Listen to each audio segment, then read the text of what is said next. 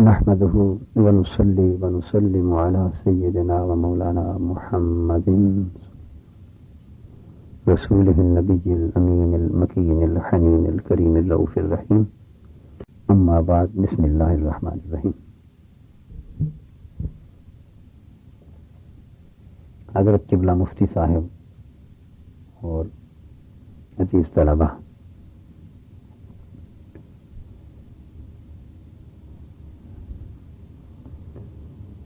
آپ حضرات سے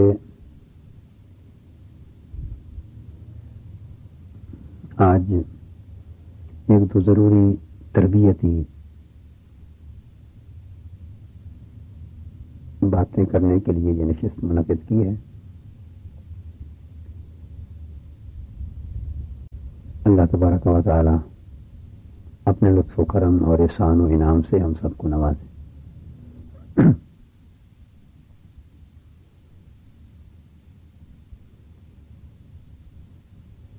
آپ کے جلیل القدر اساتذہ نے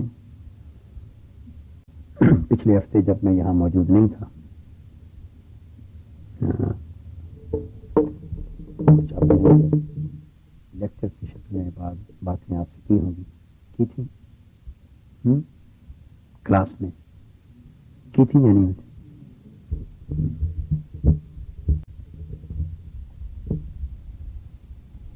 اس حوالے سے ایک دو چند ایک ضروری نکات میں آپ کو سمجھانا چاہتا ہوں.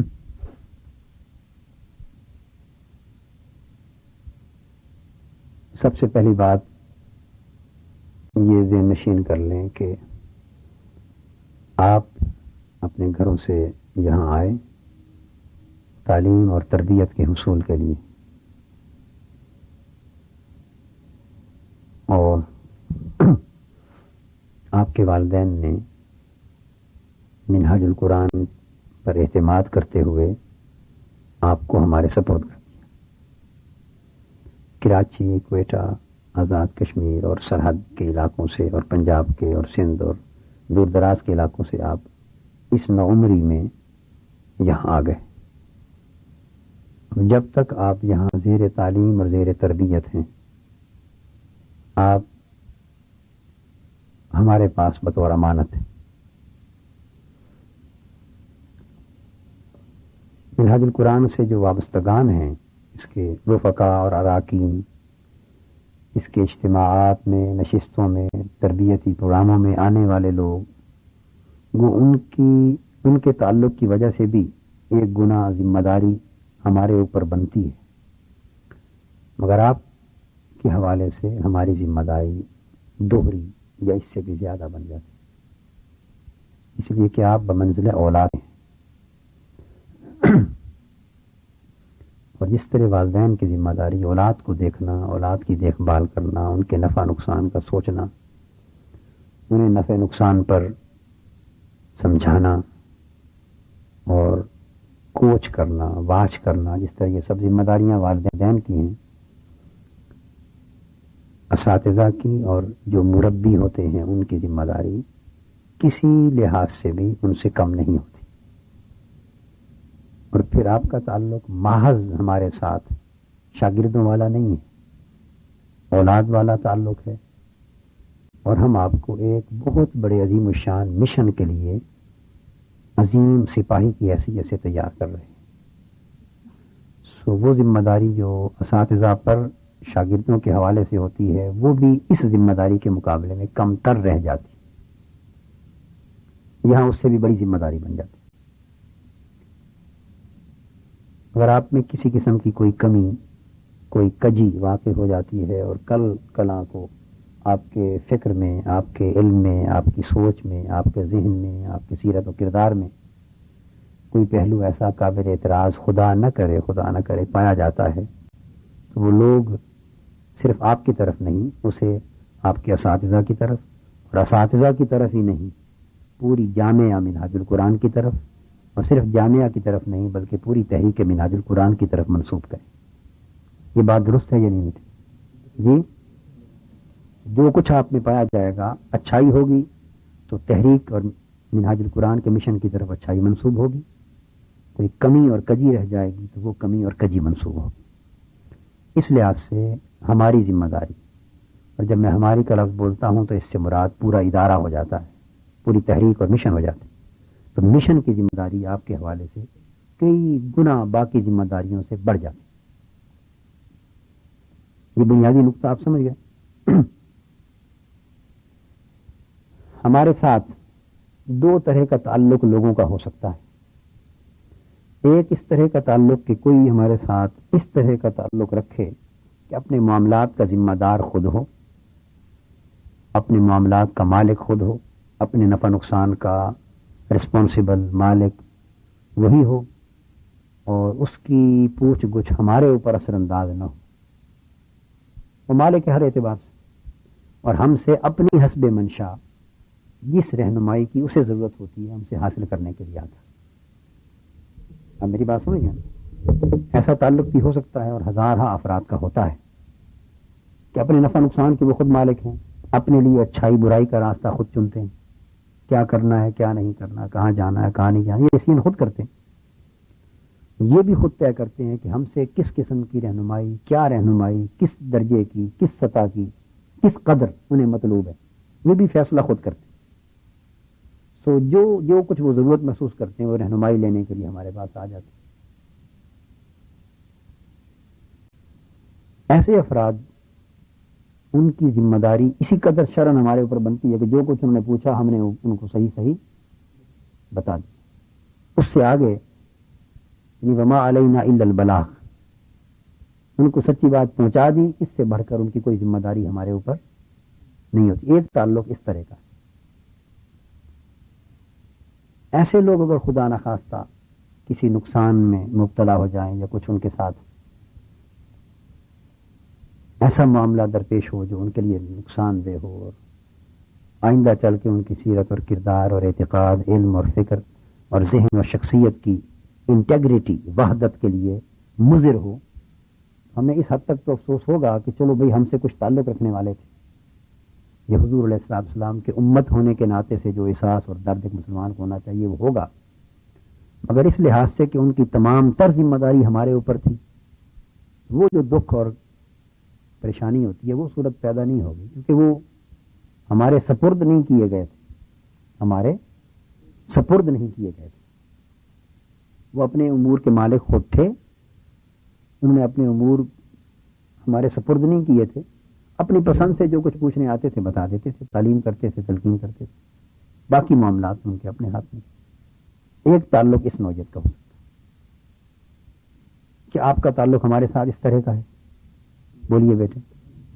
ہرگز نہیں، اس طرح کا تعلق نہیں، نہ آپ سمجھتے ہیں اور نہ ہم ایسا خیال کرتے ہیں. دوسرا تعلق اس نوعیت کا ہو سکتا ہے کہ کوئی کسی کے سپرد کر دیا جائے کہ یہ میرا بچہ ہے، یا بچہ خود حسن ظن کی بنا پر آ کے اپنے آپ کو کسی کے سپرد کر دے کہ میں آپ کے پاس آ گیا ہوں، یا والدین نے اپنے بیٹے کو بھیج دیا، آپ اس بچے کو تعلیم دیں، تربیت دیں، سنواریں، بنائیں، اچھائیاں اس کے اندر اللہ کی توفیق سے جو کچھ ہو سکے ڈالیں، اور ان کو ہماری توقعات یہ ہیں کہ آپ کے پاس ہی آئیں گے تو ایسے بن جائیں گے من جانب اللہ، اللہ کی توفیق سے، تو ایسا بنا کے ان کو بھیجیں اللہ کے چاہنے سے. یہ جب کلیتاً کوئی سپردگی میں آ جائے، اب اس کو تعلیم بھی دینا ہے، اس کو تربیت بھی دینا ہے، اس کو سنوارنا بھی ہے، اس کو سکھانا بھی ہے، اچھے برے کی تمیز بھی دینی ہے. بہت سارے امور سارے کے سارے جو اولاد کے والد کے سپرد ہو جاتے ہیں وہ سارے کے سارے آپ کے یہاں سپرد ہو جاتے ہیں. یہ دوسری نوعیت کا تعلق. اب اس تعلق اور پہلے تعلق میں فرق ہے یا نہیں؟ معمولی فرق ہے یا بہت زیادہ فرق ہے؟ بولیے. بہت زیادہ فرق ہے. تو پہلے تعلق والا آدمی اگر کسی ایسی جگہ جائے، 2 جگہ 3 جگہ 4 جگہ متفرق مقامات پر جائے، اور وہ جانتا ہو شخص کہ اس جگہ متفرق جگہوں پر جانے سے اس کو کیا نقصان پہنچے گا، وہ جانتا ہو مختلف جگہوں پر جانے سے اسے کیا نقصان پہنچ سکتا ہے، پہنچے گا، اور کیا کیا کمزوریاں خرابیاں کس کس صورت میں دنیا میں موجود ہیں. چونکہ اس نے اس سے پوچھا ہی نہیں ہے کہ میں فلاں فلاں جگہ جاؤں یا نہ جاؤں. وہ جس طرح ہمارے پاس آتا ہے اس طرح اوروں کے پاس بھی جاتا ہے. ان سے بھی کچھ حاصل کرتا ہے، یہاں سے بھی حاصل کرتا ہے، وہاں سے بھی حاصل کرتا ہے۔ یہ اس کا اپنا ایکسکلوسیو ڈیسیژن ہے، ذاتی فیصلہ ہے، اپنے امور کا وہ خود مالک ہے۔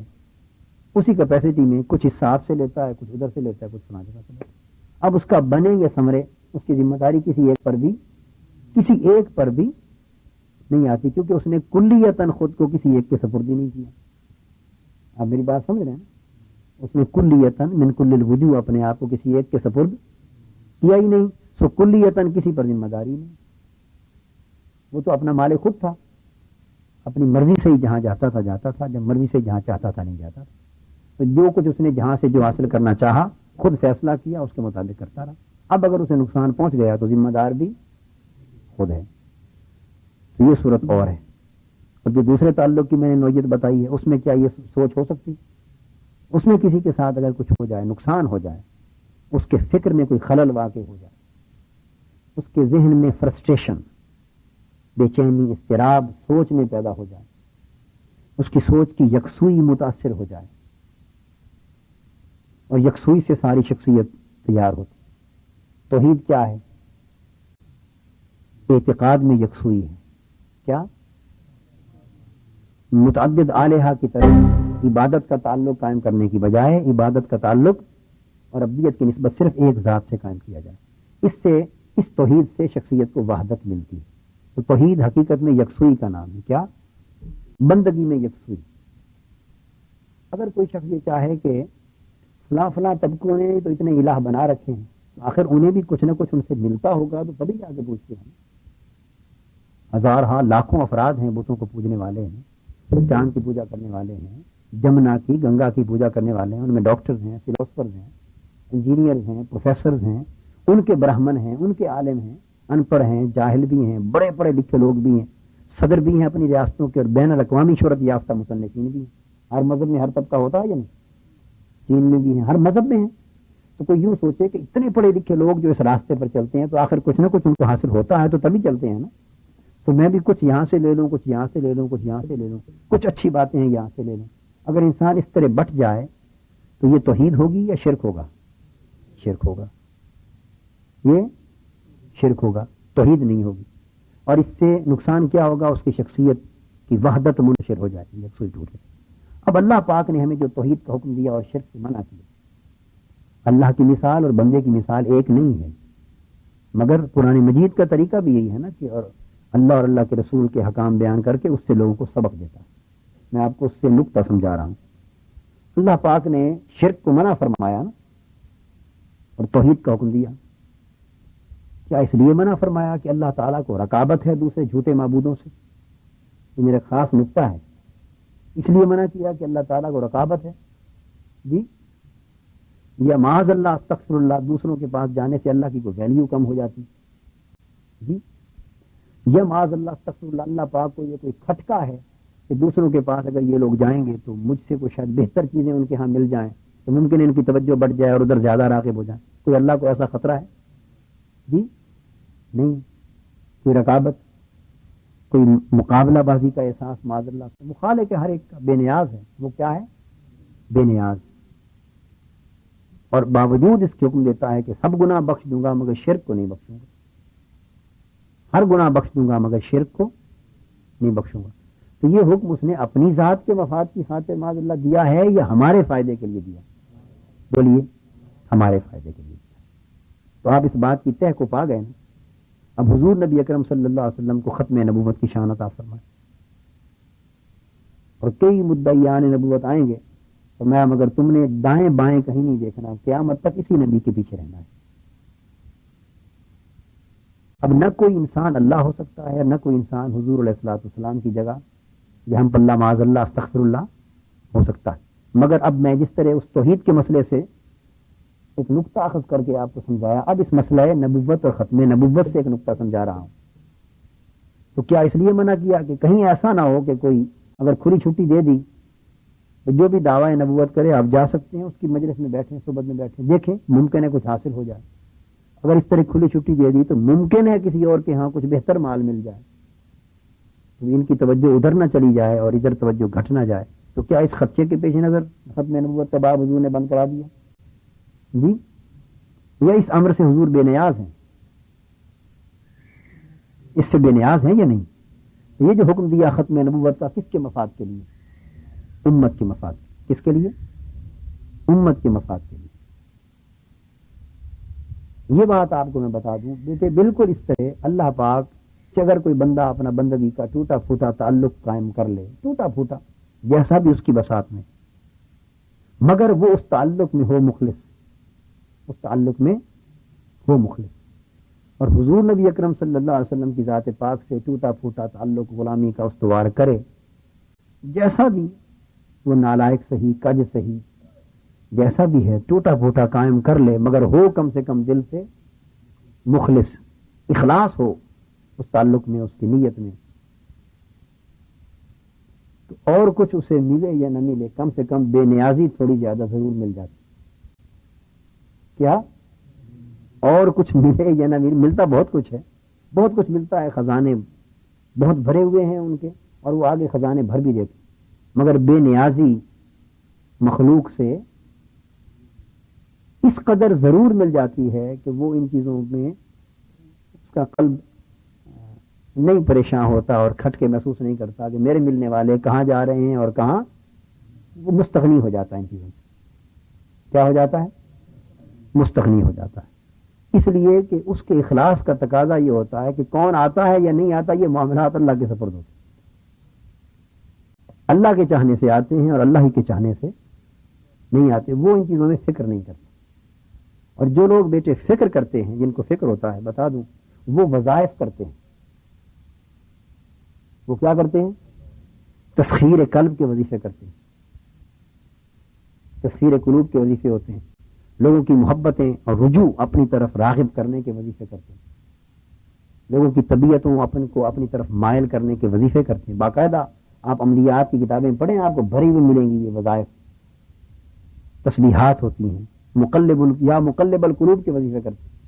لوگوں کے دل پہ ہماری طرف پھیر دے، لوگوں کی محبتیں ہماری طرف کر دے، عقیدتوں کا مرکز مجھے بنا دے، لوگ زیادہ ادھر آئیں سب اس قسم کے وظائف کرتے ہیں. جن کو اس چیز کی طلب ہوتی ہے، جو اس دھیان میں رہتے ہیں کہ ہجوم رہے یا لوگ زیادہ ادھر آئیں اور اوروں کی طرف زیادہ نہ جائیں. ہم نے بہت لوگوں کو بیٹے دیکھا ہے، ان کی مجلسوں میں بھی میں بیٹھا ہوں، ایسوں کی مجلسوں میں بھی اپنے اوائل عمر میں ہر جگہ بیٹھتے تھے، دیکھتے تھے جو ایسے وظائف اعمال وغیرہ کرتے ہیں. کتابوں میں بھی پڑھا ہے، عملیات بھی بچپن میں پڑھتا تھا، کرتا نہیں تھا ایسے لیکن پڑھتا تھا، معلومات تھی.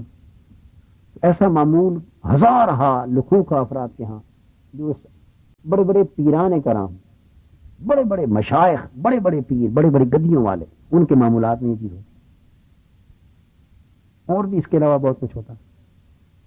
میں آپ کو دلچسپ بات بتاؤں، مجھ سے میرے ایک بہت قریبی دوست نے بہت سارے لوگوں کے کہنے پر ایک سوال کیا.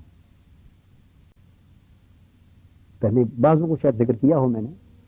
انہوں نے مجھے کہا، یعنی جس طرح آدمی قسم دے دیتا ہے اس طرح کی قسم دے دی. اس نے کہا ضرورت نہیں ہے، لیکن میں نے بعضوں کو جواب دینا ہے. جو کچھ آپ سے سنوں گا میں نے آگے پہنچانا ہے.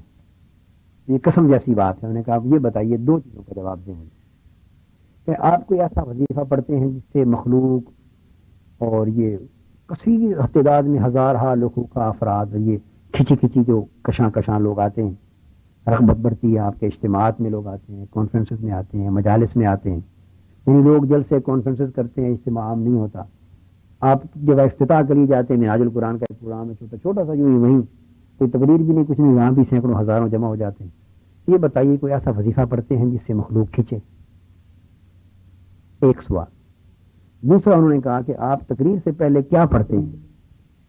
کوئی ایسی چیز پڑھتے ہیں اس نیت سے کوئی وظیفہ، یا آگے پیچھے آپ کا معمول ہے کہ تقریر جب آپ شروع کریں تو لوگوں کے دلوں میں وہ بات اتر جائے اور وہ سہم جائیں اور پھر ساری رات لگ جائے اٹھ کے کوئی نہ جائے، یعنی اس سے لوگ جم کے بیٹھ جائیں، نیندیں ان کی ختم ہو جائیں، جاگیں بیدار رہیں اور رات 2 گھنٹے 3 گھنٹے بھی بیٹھنا پڑے، فجر تک بھی بیٹھنا پڑے تو بیٹھے رہیں، سکتہ ہو جائے. یہ سمجھ گئے نا بات؟ یہ چیزیں لوگوں کے لیے ایک سوالیہ نشان بنی ہے. یہ کیا اس کے لیے آپ کچھ پڑھتے ہیں؟ یہ دو چیزیں انہوں نے مجھ سے پوچھی. میں نے ہنس پڑا. میں نے کہا کہ اللہ کا فضل ہے کہ اگر میں کبھی، خدا نہ کرے کہ ایسی سوچ میرے دل میں آئے، لیکن اگر ایسی سوچ کہ میں کچھ اس لیے کچھ پڑھوں کہ لوگ کیونکہ طبیعتیں میری طرف راغب ہو جائیں، اور ایسے اس لیے کچھ پڑھوں کہ لوگ کھچے کھچے آئیں. اگر ایسا خیال آ گیا تو میں مشرک ہو جاؤں، مسلمان نہیں رہوں. مسلمان، یہ میں اپنی سوچ بتا رہا ہوں، کسی پر فتویٰ نہیں لگا رہا. میں کسی کے عمل پر بیٹے تان کرتا ہوں کہ وہ یہ عمل کر کے بھی ہم سے اچھے ہیں.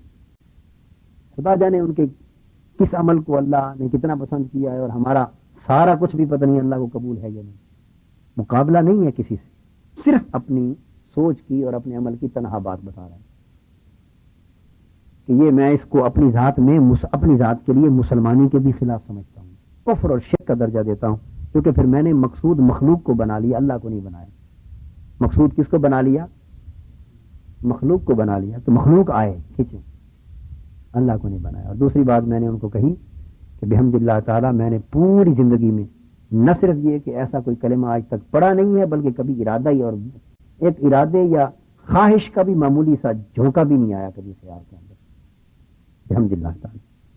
تو باقی جو کچھ میں پڑھتا ہوں وہ میرے اپنے معاملات ہیں، ان کا ان چیزوں سے کوئی تعلق نہیں، وہ ان چیزوں سے کوئی تعلق نہیں.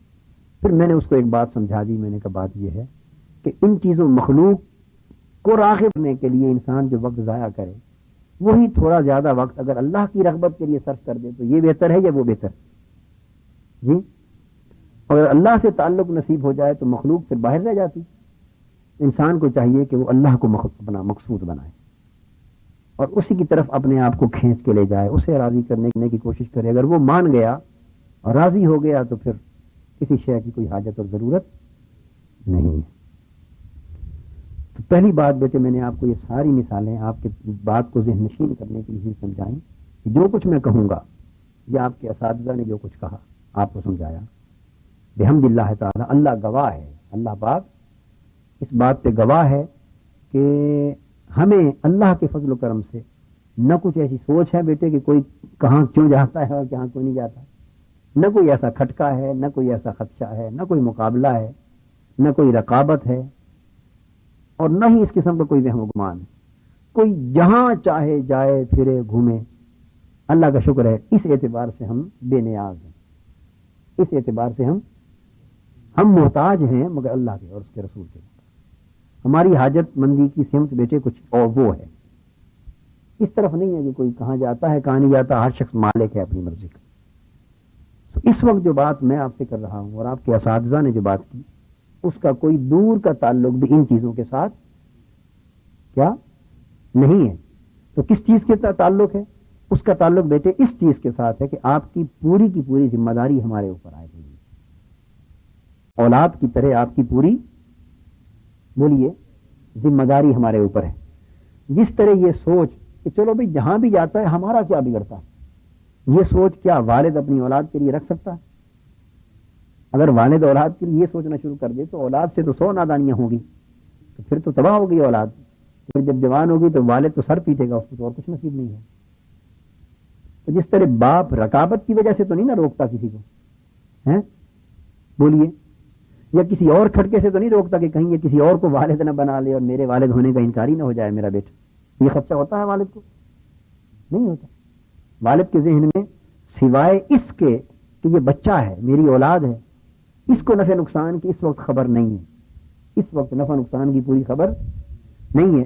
یہ بچہ نادانی میں کوئی خطا کر بیٹھے، ٹھوکر کھا بیٹھے، اور اس کو ایک وقت جا کے ضرور ٹھوکر کھانے کے بعد سمجھ آئے گی، مگر اس وقت اس کا بھی بگڑ چکا ہوگا اور میرا بھی بگڑ چکا ہوگا. تو میں تو اس کا باپ ہوں. کوئی اور 100 بار ایسا سوچے، میں تو ایسا نہیں سوچ سکتا کہ چلو جہاں اس کی مرضی جاؤ مجھے کیا. باپ نہیں سوچ سکتا. ایک ماں چیخ رہی تھی، وہ اپنے بیٹے سے کو منع کرتی کہ تم یہ چیزیں یعنی برف نہ کھاؤ، کھٹی چیز نہ کھاؤ، تیل کی چیز نہ کھاؤ، جو کھاتا بیمار ہو جاتا، جو کھاتا بیمار ہو جاتا. وہ اس کو پیٹتی تھی، چیختی تھی. خدا کے بندے منع کرتے ہیں پھر ایسا کرتے. وہ بیٹا کہتا تمہیں کیا ہے؟ ماں سے کہتا ماں کو تمہیں کیا ہے؟ بیمار میں ہوتا ہوں، تکلیف مجھے ہوتی، آپ کو کیا ہے؟ وہ چیختی کہ جو کچھ بھی ہے مجھے ہی تو ہے اور کس کو ہے؟ جو کچھ ہے مجھے ہی تو ہے اور کس کو ہے؟ اگر تمہیں سر درد ہوا تو دوائی کے لیے کس نے بھاگنا ہے؟ تمہارا گلا خراب ہوا دوائی کے لیے کس نے پریشان ہونا؟ تم بیمار ہو گئے تو ڈاکٹر کے پاس کون جائے گا؟ خرچ کون کرے گا؟ راتیں کون تمہارے سر پہ بیٹھ کے جاگے گا؟ تم تو بیمار ہو کے پڑ گئے. تو جو کچھ بھی ہے مجھے ہی ہے. مجھے کہتے ہو کہ تمہیں کیا ہے؟ اب بات تو سمجھے نا. یہ مجھے وہ خاتون خود سنایا اس نے کہ یہ میری اولاد مجھے یہ کہتی. میں ہنس پڑا. تو والدین، مربی، اساتذہ، مرشد، یہ سب لوگ جن کی ذمہ داری اس نوعیت کی ہوتی ہے، مریدین کے لیے یا اپنے طلباء کے لیے یا اپنے مسترشدین کے لیے یا اپنے مربوبین کے لیے یا اپنے تلامذہ اور شاگردوں اور اولاد کے لیے جو نسبتیں ہوتی ہیں کچھ انہی کو ہوتا ہے، کیونکہ پریشانی ان کی ہوتی ہے. پریشانی کیا؟ وہ ذمہ داری جو اٹھا لیتے. اس لیے اللہ پاک نے انسان کو کہا کہ ظلومن جہولا ہے، ذمہ داری اٹھا لی ہے، اس کو پتہ نہیں کہ ذمہ داری کے تقاضے کیا ہوتے. مصیبت میں پھنس جاتا ہے نا انسان ذمہ داری اٹھا کر. تو یہ جتنی گفتگو آپ سے کی گئی، اساتذہ نے کی بیٹے، اور جو میں کر رہا ہوں، یہ اس ذمہ داری کا تقاضا ہے کہ اس ذمہ داری کو اس سے ہم صرف نظر نہیں کر سکتے اس وقت تک جب تک آپ ہمارے پاس. ہاں، اگر آپ چھوڑ کے چلے جائیں، آپ مالک ہیں، جو چاہیں کریں، اور پھر اس کیپیسٹی میں 100 بار آ کے ہم سے ملیں، سینے ملیں، جو کچھ کا ہمیں کوئی شکوہ نہیں ہوگا، ہمیں کوئی شکوہ نہیں ہوگی. آپ اپنے مالک ہیں اور ہم سے آپ جتنا بھی طلب رکھیں، اللہ آپ کے لیے خیر کی دعا کریں گے. مگر اس وقت آپ کی حیثیت جو ہے وہ اولاد کی، اور آپ کی ہر اعتبار سے ذمہ داری ہمارے اوپر ہے. اس لیے ہم اس پہلو کو بھی دیکھیں گے کہ شخصیت کے اندر انتشار کیسے آتا ہے، شخصیت کے اندر وحدت کیسے پیدا ہوتی ہے، سوچ میں اضطراب اور افتراق کیسے آتے ہیں سوچ میں، اور سوچ کے اندر یگانگت اور یکسوئی کیسے پیدا ہوتی ہے، ان کا شخصیت پہ کیا اثر پڑتا ہے، فائدہ کس طرح ہوتا ہے، نقصان کس طرح ہوتا ہے، مضبوط اور مستحکم شخصیتیں کیسے بنتی ہیں اور منتشر شخصیتیں کیسے بنتی ہیں. یہ وہ دقیق نکات ہیں. کیا بولیے بیٹے؟ دقیق اور لطیف پہلو ہیں جن پہ آج آپ کی نظر نہیں ہے. ایک وقت آئے گا کہ آپ کو ان چیزوں کی خود سمجھ آئے گی بغیر بتائے. ہم چاہ رہے ہیں کہ اسی پروسیس میں سے گزر کے آپ اس مقام تک پہنچ جائیں، مگر آج ہماری ذمہ داری ہے کہ آپ کو امور کی طرف متوجہ کریں. میں چھوٹا سا تھا اسکول گوئنگ ایج میں، چوبارہ مکانوں کے اوپر کی سٹوریز کو چوبارہ کہتے ہیں. وہ چوبارہ تھا ہمارے چھوٹے مکان کا. یہ جو بچے جنگ گئے ہیں انہوں نے وہ دیکھا ہوا ہے، وہ چھوٹا مکان اس طرف والا، بڑا نہیں چھوٹا، اس کے اوپر چوبارہ میرا تھا. یعنی میری رہائش بچپن سے ہی گھر کے اندر ایک کمرہ میرا ہمیشہ سے الگ ہوا کرتا تھا. تو بچپن میں وہ ایک میرا چوبارہ ہوتا تھا رہائش کا. اس کے اندر 2 الماریاں، اس میں میری کتابیں، میری پرسنل لائبریری، میرا رہنا سہنا اس میں ہوتا. ابا جی قبلہ رحمۃ اللہ تعالی علیہ، ان کے معمولات میں سے تھا کہ وہ ہفتے عشرے بعد، 15 دن بعد، مہینے بعد، ایک آدھ بعد، ہر صورت مکمل اعتماد کرنے کے باوجود وہ میرے کمرے میں آتے، کبھی میری موجودگی میں، کبھی عدم موجودگی میں. یعنی یہ کوئی ایک تخصیص نہیں تھی، کسی وقت بھی چاہتے تشریف لے آتے، میری الماری کھول کے میری کتابیں چیک کرتے، میری کتاب میں وہ کیا کیا ہے، کیا کیا لٹریچر ہے. اب صاحب بھیجا کرتی تھی، قادیانی کے بھی لٹریچر آ جاتے تھے کبھی کبھار، کہ مختلف لائبریری سے میں لے بھی لیتا تھا. عیسائیوں کے بھی آتے، قادیانیوں کے بھی آتے، دیگر مسالک شیعہ جو بندی وغیرہ، ان کے لٹریچر بھی آ جاتے ایک چھوٹے کتاب سے مختلف موضوعات پر. مختلف لوگوں کے لکھے ہوئے متفرق وہ جو آتے میں رکھ لیتا اور میں ان پڑھتا. میری الماری میں پھر وہ ان میں نشان لگا دیتا، وہ یہ میری لائبریری کے نمبر ہیں، پڑے ہوتے تھے. ابا جی قبلہ جب کبھی تشریف لاتے، اس قسم کی تمام کتابیں چن کے نکال لیتے بس اور لے جاتے نیچے. مجھے فرماتے بیٹا یہ بات سننے والی بیٹے، اس جملے کے لیے میں نے آپ کو یہ واقعہ سنایا. مجھے فرماتے بیٹا یہ عمر تمہاری اس لٹریچر کے پڑھنے کی نہیں ہے، یہ عمر یہ متفرق لٹریچر کے پڑھنے کی نہیں ہے. ابھی یکسوئی سے ایک ہی لٹریچر پڑھو جو اپنے مسلک کا، ابھی یکسوئی سے ایک ہی راستے پر رہو اور ایک ہی چیز کو پڑھو. اس وقت تک پڑھو جب تک اس میں تم پورے طور پہ مضبوط اور مستحکم نہیں ہو جاتے اور استدلال میں خود اتنا ملکہ صلاحیت پیدا نہیں ہو جاتی کہ تم خود جب پڑھو تو چھان بین کر سکو کہ درست کیا ہے اور غلط کیا ہے. اور غلط لوگوں کا استدلال اور غلط لوگوں کی بات میں قوت استدلال وہ تمہیں متاثر نہ کر سکے. فقط قوت استدلال سے متاثر نہ جاؤ بلکہ حق اور باطل کی اتنی تمیز اپنے اندر پیدا ہو جائے. اس عمر تک فرماتے یہ لٹریچر تمہارے لیے پڑھنا گویا حرام ہے. میں بچہ تھا، میں نے 1-2 بار آرجو کیا. میں نے کہا ابا جی میں تکابری مطالعہ کرتا ہوں. ابا جی کہتا تھا میں کمپیریٹو اسٹڈی کرتا ہوں تاکہ ان کو بھی پڑھیں بھی کیا لکھا ہے کیا نہیں لکھا اور ان کے دلائل کیا ہے. ابا جی کی بڑا مسکراتے، وہ فرماتے کہ مجھے معلوم ہے یہ تکابری مطالعہ لازم ہے مگر ہر کام کے لیے ایک عمر ہوتی ہے، اس کام کے لیے یہ عمر نہیں ہے. ابھی آپ ایک سٹیج آ جائے گی جب تمہارے لیے نہ صرف یہ جائز ہو جائے گا بلکہ ضروری ہوگا، پھر موج کرتے پھریں. پھر جب وہ اسٹیج آئے گی تو آپ جو کچھ چاہیں چنیں، آپ کو راہ حق سے کوئی لرزاں نہیں کر سکتا. مگر اس عمر میں اس کا فائدہ نہیں ہوگا، انتشار پیدا ہوگا. اب اس جملے پر توجہ کریں. مجھے فرماتے ہیں اس عمر میں اگر متفرق لٹریچر آپ نے اسٹڈی کیا تو ہر شخص اپنی بات کو تو قوت استدلال سے مزین کر کے ہی بیان کرتا ہے نا. ہر شخص کے پاس اپنے کام کو چلانے کے کچھ نہ کچھ تو اچھے طریقے ہوتے ہیں نا. اگر کسی کے پاس ساری برائیاں ہی برائیاں ہوں تو کوئی کسی کے پیچھے جا سکتا ہے؟ بولیے. تو جو کسی کے پاس اگر ہمارے پاس آتے ہیں تو کیا اس کا مطلب یہ ہے کہ ہمارے اندر خرابیاں کوئی نہیں، صرف اچھائیاں ہی اچھائیاں ہیں؟ میرے اندر اچھائیاں بھی ہیں، اچھائیاں تو پتہ نہیں بہت کم ہوں گی، برائیاں بہت زیادہ ہیں. لیکن آنے والے اچھائیوں کو دیکھ کے آتے ہیں، برائیوں پہ اللہ پردہ ڈال دیتا ہے. اسی طرح بیٹے جب کسی اور کی طرف کوئی جاتے ہیں تو کیا اس کا مطلب یہ ہے کہ ان کے پاس اچھائیاں نہیں ہیں؟ تو کوئی اچھائی کا پہلو تو ادھر بھی ہوگا نا جو لوگ جاتے ہیں.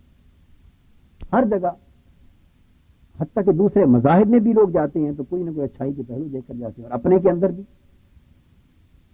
تو کوئی کسی کی ظاہری عمل سے خوش ہو کے جاتا ہے، کوئی کسی کی ظاہری عقائد کو دیکھ کے خوش ہو کے جاتا ہے، کوئی کسی کی ظاہری اتباع سنت کو دیکھ کے خوش ہو کے جاتا ہے، کوئی کسی کی تقریر کے حسن کو دیکھ کے خوش ہو کسی کی ظاہری اتباع سنت کو دیکھ کے خوش ہو کے جاتا ہے، کوئی کسی کی تقریر کے حسن کو دیکھ کے خوش ہو کے جاتا ہے، کوئی کسی کے قوت استدلال سے خوش ہوتا ہے، کسی کو کسی کا ذکر پسند ہے، کسی کو کسی کی تصنیف پسند ہے، کسی کو کسی کی وضاحت پسند ہے. اپنا اپنا طریقہ ہے. تو آخر کسی کو کوئی بات پسند ہوتی ہے تو دنیا جاتی ہے. تو اگر اسی معیار پہ آپ کے اس میں یہ بات اچھی ہے، اس میں یہ بات اچھی ہے، اس میں یہ بات اچھی ہے، تو ان ساری اچھائیوں کو جمع شروع کرنا کر دیں تو نتیجہ کیا ہوگا کہ ساری شخصیت ان بہت ساری اچھائیوں کے مابین منتشر ہو جائے گی. جس طرح گرد ذرے بن کے ہوا میں منتشر ہو جاتی، شخصیت منتشر ہو جائے گی. اس میں یکسوئی پیدا ہی نہیں ہو سکتی. وحدت، یکسوئی، یگانگت اور انٹیگریٹی، مضبوطی اور استحکام، مضبوطی اور استحکام آ ہی نہیں سکتا جب تک ایک درخت پودے کو لگانا چاہیں اور ہر ہفتے کے بعد، مہینے کے بعد اکھاڑ کے ابھی یہ جگہ زیادہ اچھی ہے، آج اگلے مہینے کے لیے اس کو یہاں لگا دیتے ہیں. تو آپ اس کو ساری زندگی ہر مہینے کے بعد جگہ بدلتی رہیں تو درخت بن جائے گا؟ بولیے. آپ کہیں گے بھی قصور کیا ہے میں نے، یہاں بھی پانی دے رہا تھا، دھوپ بھی دے رہا ہوں، چھاں بھی دے رہا ہوں، یہ جگہ اچھی تھی، میں نے کہا چلو مہینہ اس زمین کی قوت سے اور نمی سے اور اس زمین کے فیض سے سیراب ہو لے. اگلا مہینہ میں نے کہا چلو اس زمین کی تازہ طاقت کچھ یہاں سے لے لے. تو میں نے تو بہت ساری طاقتیں اس کو مہیا کرنے کی کوشش کی. تو جو بہت ساری طاقتیں آپ نے دینے کی کوشش کی اس نے پودے کو کمزور اور مردہ کر دیا یا جاندار درخت بنا دیا. تو اگر اس کو تناور درخت بنانا چاہیں تو کیا کریں گے؟ ایک ہی جگہ جہاں لگایا اس پودے کے آخر عمر تک وہیں لگا رہے گا. یہ یکسوئی جب اس کو ملے گی تو وہ درخت بن جائے گا. اور مختلف جگہوں پر لگانا چاہیں گے تو اکھڑ جائے گا. کیا ایسا اکھڑے گا کہ کسی جگہ کا بھی نہیں رہے گا. اس سے شخصیت منتشر ہو جاتی. انہوں نے فرمایا کہ عمر آئے گی تو پھر ایک وقت آیا، پھر ہم نے تکابری مطالعہ کیا. اب ایک سٹیج پر، جس سٹیج جو تکابری مطالعے کی جو سٹیج آئی، اب اس سٹیج پر پہنچ کر تکابری مطالعہ کریں تو کوئی ہٹا دے گا اپنی جگہ سے اگر اللہ کا فضل شامل حال ہو. یہ مولانا فضل خیر آبادی یہ نا عبد الماجد دریا آبادی جو بندی مسلک کے بہت بڑے عالم گزرے، انہوں نے ذرا پری میچور ٹائم میں شروع کر لیا تکابری مطالعہ، مذہب چھوڑ گئے، عیسائی ہو گئے. پری میچور مطالعہ شروع کر لیا. وہ خدا جانے کن کن مذہبوں میں گھوم گھوم کے پلٹ کے زندگی کسی سے میں جا کے واپس آئی. کئی لوگوں کے ساتھ ایسے حادثے ہوئے. تو یہ جس طرح مطالعہ، ہر کتاب میں آدمی اچھائی تلاش کرنے کی کوشش کرے، بھئی یہ کتاب ہے قرآن کے موضوع پہ لکھی ہے، کچھ اچھائی تو اس میں سے ملے گی، اور یقیناً اچھائی کی نیت سے اس کو پڑھنے والا کچھ نہ کچھ اچھائی بولیے لے ہی رہتا ہے نا اپنی نیت کے سلے میں. تو بہت سی کتابوں کو اس وجہ سے وہ شروع کر دے کہ میں اچھائی لوں، تو اچھائیاں جمع کرتا کرتا نتیجہ یہ ہوگا کہ وہ چونکہ پری میچور کام اس نے کر لیا ہے، اس کی اپنی شخصیت بن نہیں سکتی، ختم ہو جائے. بیٹے یہ تعمیر شخصیت کے وہ دقیق اور لطیف نقطے ہیں جن کی سمجھ اس عمر میں نہیں آ سکتی جس عمر میں آپ، اس عمر، یہ ایک عمر چاہیے، ایک وقت چاہیے جب جا کے یہ چیزیں ساری ذہن میں پختہ ہوتی ہیں اور یہ پر حقیقتیں منکشف ہوتی ہیں. تو خیر وہ لٹریچر پہ چھوڑ دیا میں. تو میں آپ کو اس حوالے سے بتانا یہ چاہتا تھا کہ آپ منہاج القرآن کے پاس زیر تعلیم اور زیر تربیت، پہلی بات یہ سمجھ لیں کہ میں نے یا آپ کے اساتذہ نے کبھی یہ دعویٰ کیا کہ اس دنیا میں ہم سے بہتر کوئی نہیں. بولیے بیٹے، کبھی دعویٰ کیا؟ اگر کیا ہو تو آپ بتا دیں، بلکہ میں کیا کہتا ہوں آپ سے، سارے ہی ہم سے، باقی سارے ہی ہم سے بہتر ہیں، اور میں اللہ کے گھر میں بیٹھا ہوا ہوں بیٹے آپ کو صاف گوئی سے، اس میں نہ تصنع ہے نہ ریا ہے، میں یہ سچے دل سے کہہ رہا ہوں بھائی، مختلف اعتبارات سے سارے ہی ہم سے بہتر ہیں، سب میں اچھائیاں خوبیاں ہم سے بڑھ کر ہیں، اور سب سے بڑھ کر خرابیاں کمزوریاں ہمارے اندر، اور ہم تو یہ رو دھو کے اور جو کچھ کوشش محنت کر رہے ہیں اس سے اپنی برائیوں کو بھی دھو رہے ہیں اور باقیوں کو بھی اللہ پاک دھو رہا ہے۔ ہم مدعی نہیں ہیں اس بات کے کہ ہم سب سے بہتر ہیں، ہرگز نہیں ہو سکتے، مرتے دم تک بھی یہ دعویٰ نہیں ہوگا اور نہ یہ خیال ہوگا۔ اس طرح کبھی یہ کہا آپ سے کہ منہاج القرآن کے سوا اس وقت خدمت دین کی کوئی کام دنیا میں ہو ہی نہیں رہا، کوئی تحریک، کوئی جماعت، کوئی طبقہ، کوئی شخص دین کی خدمت نہیں کر رہا سوائے منہاج القرآن کے؟ کبھی آپ نے ایسی بات سنی ہمارے منہ سے؟ بولیے بیٹے، سنی؟ آپ کے اساتذہ نے ایسا کوئی دعویٰ کیا ہو؟ یہ اشارتاً آپ نے ہم سے یہ محسوس کیا ہو کہ ہم آپ کو یہ باور کرانا چاہتے ہیں کہ روئے زمین پر سوائے منہاج القرآن کے دین کی خدمت اور کاری کوئی نہیں رہا؟ کہاں کبھی ایسے؟ بولیے بیٹے، نہیں، اور اللہ گواہ ہے ہم ایسا سمجھتے بھی نہیں۔ قرآن میں اللہ کا فرمان ہے فوق کل ذی علم علیم، ہر علم والے کے اوپر علم والا ہوتا ہے، ہر عمل والے کے اوپر عمل والا ہوتا ہے، ہر حسین سے بڑھ کر حسین تر ہوتا ہے، ہر کامل سے بڑھ کر اکمل ہوتا ہے، ہر اچھے سے بڑھ کے زیادہ اچھائی والے لوگ ہوتے ہیں۔ موجود ہیں ساری دنیا میں لوگ، خدمت دین کرنے والے بھی ہیں، دعوت اور تبلیغ دین کا کام کرنے والے بھی ہیں، اور علم میں، تحقیق میں، ہر کام میں لوگ اللہ کے فضل سے اپنی اپنی توفیق اور بساط کے مطابق لگے ہوئے، ہم بھی لگے ہوئے ہیں۔ ان میں سے ایک ٹوٹے پھوٹے کام کرنے والے اور ناقص صحیح کرنے والے، اس میں ہم بھی ہیں۔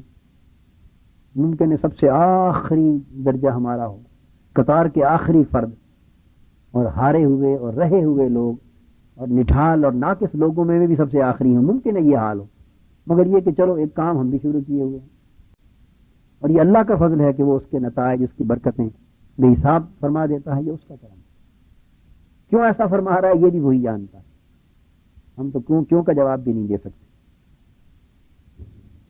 ایسی صورت میں بیٹے آپ ہمارے پاس آئے، اب میں یہ سمجھتا ہوں کہ نہ میری ذات اس قابل ہے کہ آپ کے لیے ارشاد کا یعنی رشد و ہدایت کا باعث بنے۔ آپ کے اساتذہ تو بہتر ہیں، وہ یقیناً رشد و ہدایت کا باعث ہیں، مگر میں اس بات کا مدعی نہیں ہوں، نہ اس قابل ہوں۔ مگر ایک ضرور کہتا ہوں آپ سے کہ منہاج القرآن کا مشن اور تحریک اور ادارہ جس سے آپ منسلک ہوئے ہیں اس نسبت کے ساتھ، وہ آپ کے لیے وہ درجہ رکھتا ہے جو درجہ مرید کے لیے مرشد کا ہوتا ہے۔ یہ بات برملا کہہ رہا ہوں آپ، اس کے کہنے میں مجھے تأمل نہیں ہے، مجھے اطمینان قلب ہے اور شرح صدر ہے یہ بات کہنے کہ منہاج القرآن کا مشن آپ کا مرشد ضرور ہے۔ کیا مشن ہے منہاج؟ یہ آپ کا مرشد ہے۔ وہ طلبہ جن کی مختلف جگہوں پر بیعت ہے وہ ان کے شیخ ہیں، ان کی نسبت ارادت ہے، ان کے شیخ طریقت ہیں، وہ تعلق نسبت اپنی جگہ بجا اور قائم، آپ سمجھ گئے نا؟ مگر منہاج القرآن کو جب میں آپ کا کہہ رہا ہوں کہ یہ مشن آپ کا مرشد ہے، یہ مرشد تربیت کے اعتبار سے ہے، آپ کی شخصیت بنانے کے اعتبار سے ہے، آپ کی تعلیم، آپ کی تربیت، رشد و ہدایت کے اعتبار سے، جس کو درجہ مرشد کا درجہ۔ منہاج القرآن یا میں آپ کا شیخ طریقت نہیں ہوں، مگر منہاج القرآن آپ کا مرشد۔ آپ اس بات کو ذہن میں رکھ لیں، میں اپنی بات نہیں کر رہا، میں تو مرید بھی نہیں ہوں پورا، اور یہ تو بہت آگے کی بات ہے، مگر منہاج القرآن کا مشن یہ میں اللہ کے گھر میں اگر آپ لاکھ بار کہیں تو لاکھ بار کہنے کو تیار ہوں، شرح صدر اور اطمینان قلب سے۔ اس میں میرے ذہن میں کوئی کسی قسم کا روک نہیں ہے کہ منہاج القرآن سے آپ کو اور اس کے وابستگان کو جو حسن نیت رکھتے ہوں گے وہ فیض پہنچے گا اور پہنچ رہا ہے، جو فیض ایک مسترشد کو مرشد سے پہنچتا ہے، جو فیض ایک مرید کو شیخ سے پہنچتا ہے، کیونکہ اس میں حضور علیہ الصلوۃ والسلام کی توجہات اور مشائخ اور اولیاء کبار و صغار اور اللہ کا فضل و کرم شامل ہے۔ اور اس دور میں یہ اجتماعی، جس طرح ایسا ہوتا ہے نا کبھی، خیر مسترف نہیں آتا وہ بات اور چلی جائے گی، تو یہ اجتماعی ارشاد کا فریضہ انجام دے رہا ہے۔ جس طرح ایک ہوتا ہے نا اجتہاد اور انفرادی طور پہ قیاس، اور جب وہ اجتماعی درجہ پا لے تو اس کو کیا کہتے ہیں؟ اجماع. اس طرح ایک یہ ہے کہ کوئی مرشد ہے انفرادی ذاتی سطح پہ کسی کا، اور ایک اللہ پاک اجتماعی ارشاد کا درجہ کسی طبقے کو، کسی جماعت کو، کسی مشن کو، کسی مرکز کو عطا کر دیتا. تو اس مرکز سے وابستگان کو اجتماعی طور پہ وہ فیض پہنچتے ہیں جو مریدین کو سے.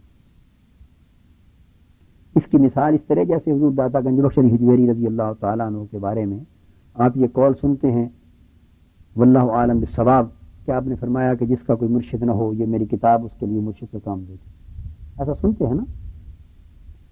یا اسی طرح بعض علماء اور عرفاء نے مثنوی مولانا روم کے بارے میں بھی ایسا کہا کہ وہ مثنوی مولانا روم یہ مرشد کا کام دیتی ہے مسترشد اور مرید کے لیے. کیا مطلب ہوتا ہے؟ کہ وہ تمام تر انگریڈینٹس اور ایلیمنٹس اور وہ اجزاء حصول فیض کے اور اجراء فیض کے جو ایک مرید اور مرشد کے تعلق میں ہوتے ہیں، اور ایک مرشد جو تقاضے پورے کرتا ہے مرید کے تربیت کے، مرید کو فیضان کے دینے کے، اس کے اصلاح احوال کے، وہ سارے تقاضے مثنوی مولانا روم کی تعلیمات کے اندر موجود ہیں. یہی حضور داتا صاحب کی کتاب کے بارے میں حکم ہے. تو وہ گویا مرشد کا کام کرتے ہیں. میری بات آپ سمجھ گئے؟ وہ اونچے لوگ ہیں کہ وہ کیا بہت اونچے لوگ ہیں، ہم ان کی گرد پاک کو بھی نہیں پہنچ سکتے. مگر منہاج القرآن کی بات کرتا ہوں چونکہ یہ حضور علیہ السلام کے لطف و کرم کا آئینہ دار اور حضور کے فیض کا مظہر ہے، اس میں ہمارا کچھ نہیں. تو منہاج القرآن یقیناً مرشد کا کام کرتا ہے. کیسے کرتا ہے اس بحث میں اب کیا ہم پڑھیں اور میں کیا سمجھاؤں، یہ اللہ اور اس کا رسول ہی بہتر جانتا ہے، حضور غوث پاک بہتر جانتے ہیں. یہ مرشد کا کام کرتا ہے. اب آپ بات کو سمجھ گئے.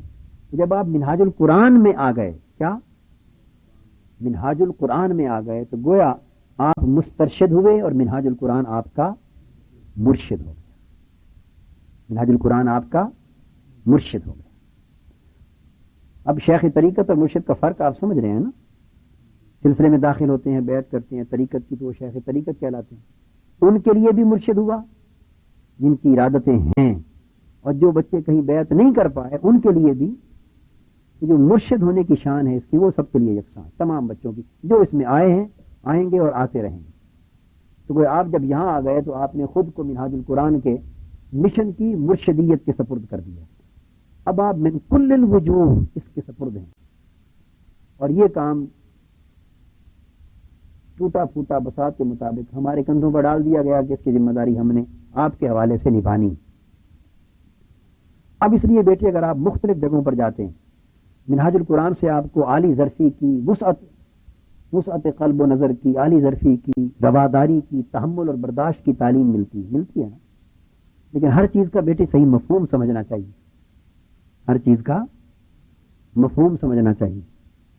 مثلا طبیب کے پاس، ڈاکٹر کے پاس ایک مریض علاج کرا رہا ہو، ایک عرصے تک اس کو روکتا رہے کہ یہ نہ کھانا، یہ نہ کھانا، یہ نہ کھانا، کہتا رہے. پھر جب صحت یاب ہو جائے تو ڈاکٹر اس کو ایک دن کہہ دے کہ اب تم صحت یاب ہو، تم سب کچھ کھا سکتے ہو، جاؤ جو چاہو کھاؤ. ڈاکٹر کہہ دیتا ہے، یہ جو اجازت اس نے کھلی دے دی کہ جاؤ تم آزاد ہو، جو چاہو کھاؤ. جو چاہو کھاؤ میں ساری پابندیاں دنیا جان کی اٹھ گئی یا کئی پابندیاں رہ جائیں گی؟ بولیے. وہ یہ کہے کہ اب ڈاکٹر نے کہہ دیا پابندی کوئی نہیں، بالکل اب تم ٹھیک ہو، جو چاہو کھاؤ. تو یہ سن کے آ جائے اور تربوز کھائے اور اوپر سے دودھ پیے، اور خربوز کھائے اور اوپر سے لسی. میں تو خیر ایسا بھی کرتا ہوں، اللہ معاف کر دے، آپ تو نہیں کہہ رہا.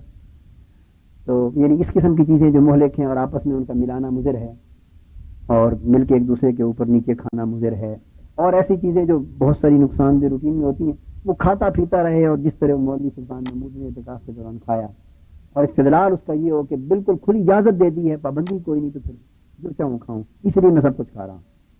اس کو طبیب کہے گا کہ میں نے اس سینس میں کہا تھا آپ کو؟ بولیے بیٹے. اس نے کہا کہ میں نے کہا تھا کہ جو چاہو کھاؤ، کیا اس مفہوم میں کہا تھا؟ بولیے نہیں.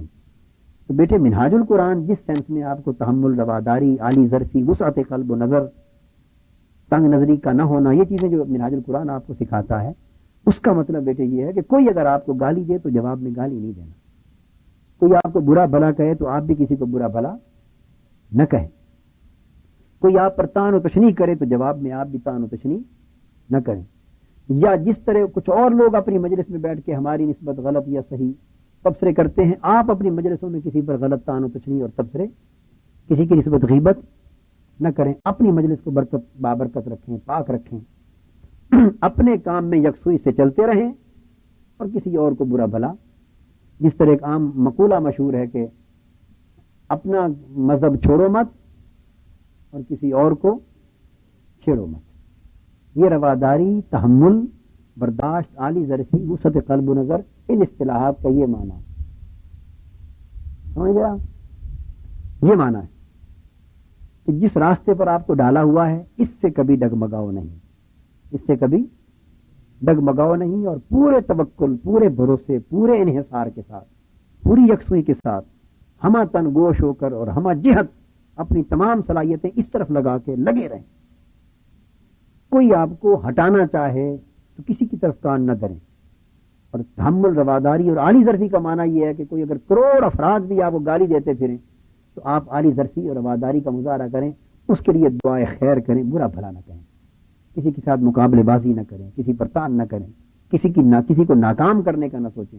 اگر آپ کے دل یا ذہن میں ایسا خیال آیا تو بے برکتی ہو جائے گی ہمارے کا۔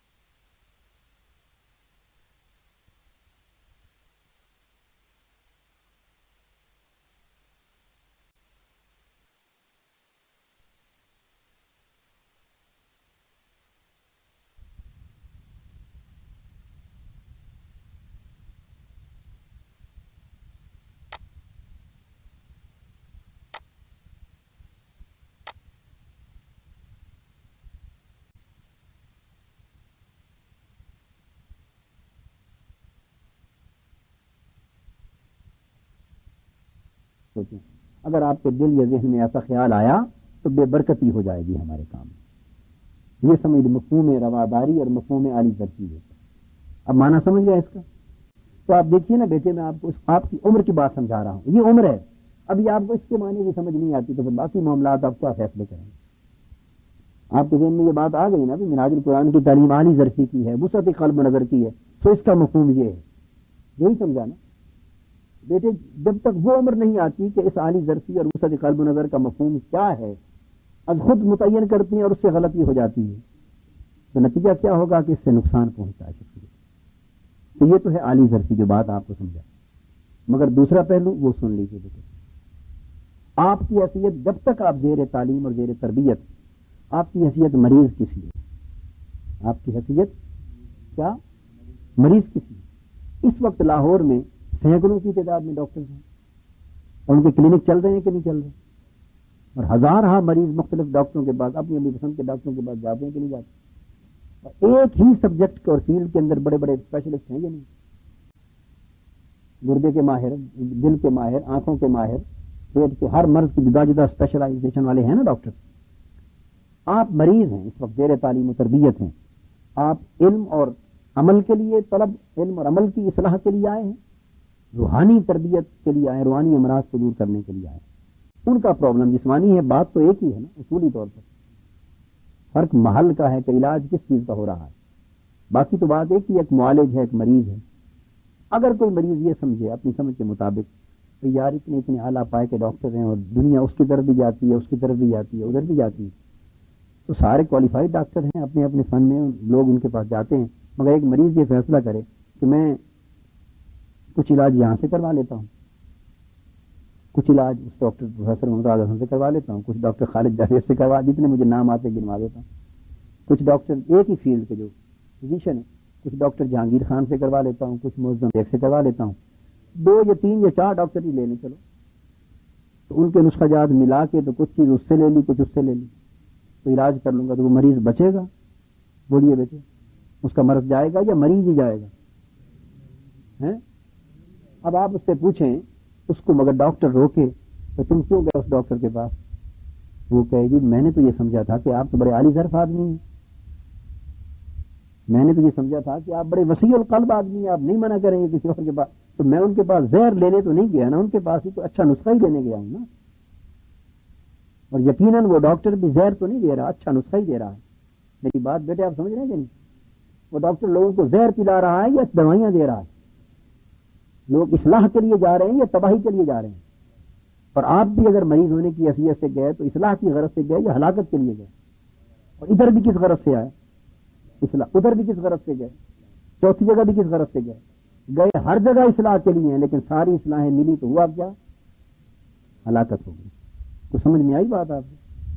ساری اصلاحیں ملی تو نتیجہ کیا نکلا؟ ہلاکت اور تباہی. اور آپ اپنے معالج سے کہیں کہ آپ تو وسیع القلب انسان تھے، ہم نے سمجھا آپ منع نہیں کریں گے. میں نے کیا کیا کہ آپ نے نسخہ دیا تھا، 5 چیزیں آپ کے نسخے میں تھیں، 5 چیزیں اس نسخے میں تھیں، 5 اس نسخے میں تھیں. 5 ڈاکٹروں کے پاس گیا، ہر ایک نے 5 ادویات کا نسخہ بنا دیا. میں نے ہر نسخے میں سے ایک چیز لے لی اور ملا کے ایک چھٹا نسخہ 5 چیزوں پر مشتمل بنا لیا. تو میں نے نہ آپ کا علاج چھوڑا، نہ اس کا چھوڑا، نہ اس کا، میں تو ہر ایک سے لے لیا ہے. جو جو اچھی چیز لگی میں نے لے لی اور یہ میں نے نسخہ آپ 5 کو ملا کے بنا لیا. تو آپ کی طبیعت سلیم کیا کہتی ہے؟ اس سے مریض بچ جائے گا یا ختم ہو جائے گا؟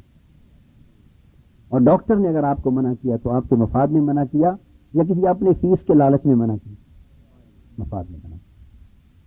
آپ کی پوزیشن بیٹے بالکل اس طرح کی ہے کہ جب آپ ایک مشن کو مرشد جان کے اپنے آپ کو سپرد کر دیا، اس کا مطلب نہیں کہ دنیا میں اور مرشد موجود نہیں ہے. ہمارا طریقہ تو بیٹے کسی کو بری نگاہ سے دیکھنا نہیں. ہمیں کوئی بھلے کافر کہتا پھرے، مرتد کہے، ہمیں کوئی کافر کہے. ابھی ایک کتاب کراچی میں چھپی ہے فتنہ طاہری کے نام سے.